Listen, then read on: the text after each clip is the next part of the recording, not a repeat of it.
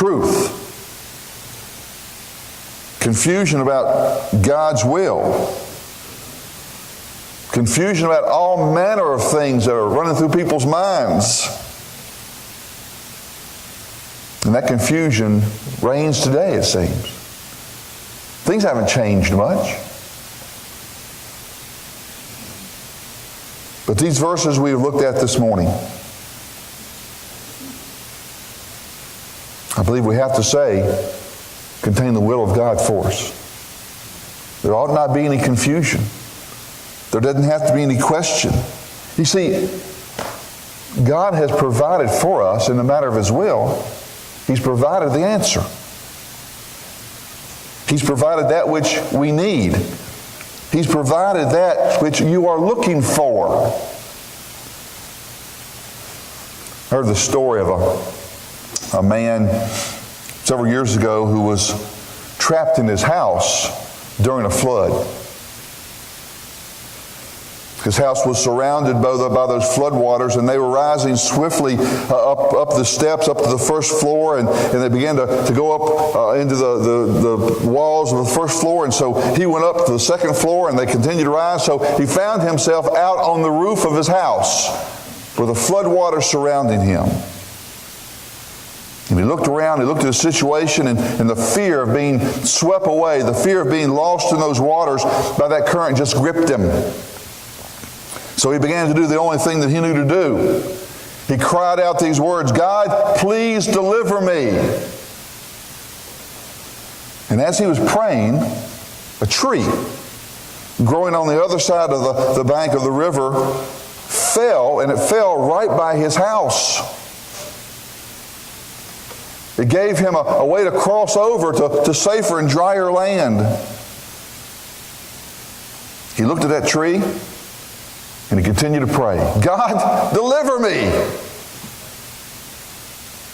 After a few moments, a neighbor friend who heard his crying up on the roof, his house was out of the water and on safe ground, he comes out and he yells to the man, "Here, I've got a rope. Grab this rope when I throw it to you." And he threw it over to the man.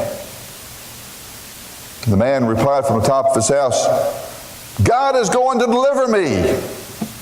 I'll just wait." And he goes back to praying. About an hour later, the water's up to the gutters.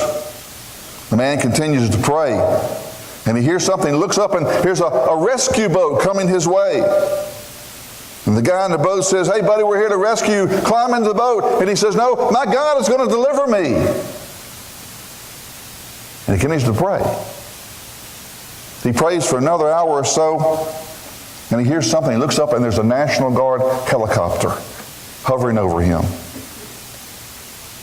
The water is lapping at his feet. The water is almost to the top of the peak of the house, and this basket falls down from the helicopter, and they cry out to him, "Jump in, get in the basket, we'll raise you up." And he yells at the top of his lungs so they can hear him above the noise of the helicopter, "No, my God's going to deliver me." And he keeps on praying. After a while, the water sweeps over the man's house, and he's carried away by the current, and he drowns. And when he gets to heaven, he meets God. He stands before God, and he says, "God, I prayed, and I prayed, and I asked, and I believed that you would deliver me. What happened?" And Jesus looked down at the man, and if God ever rolled his eyes, he probably rolled his eyes at this point. He looked down at the man, he said, "My son, I sent you a tree. I sent you a neighbor with a rope. I sent you a boat. I sent you a helicopter. What more could I do?"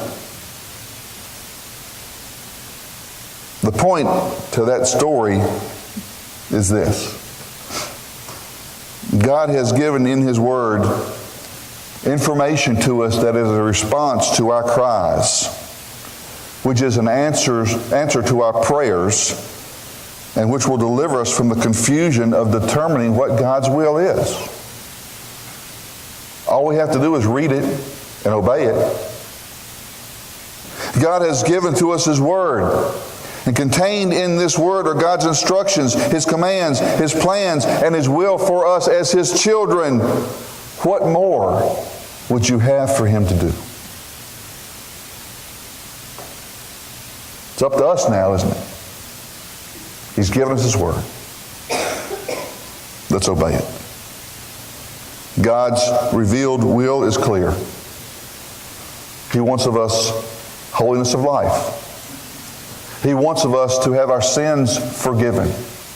His will for us is that we might have assurance of our salvation, and then He has for us to be Christ-like. Here's the question as we close the message. How much of God's revealed will for your life are you obeying and following and applying today? How much of what God has already given to you are you being obedient to today? Let's bow our heads, close our eyes. My Father, as we come to this portion of the service, I pray that each and every person here might consider these words, not my words, but the words from your holy word.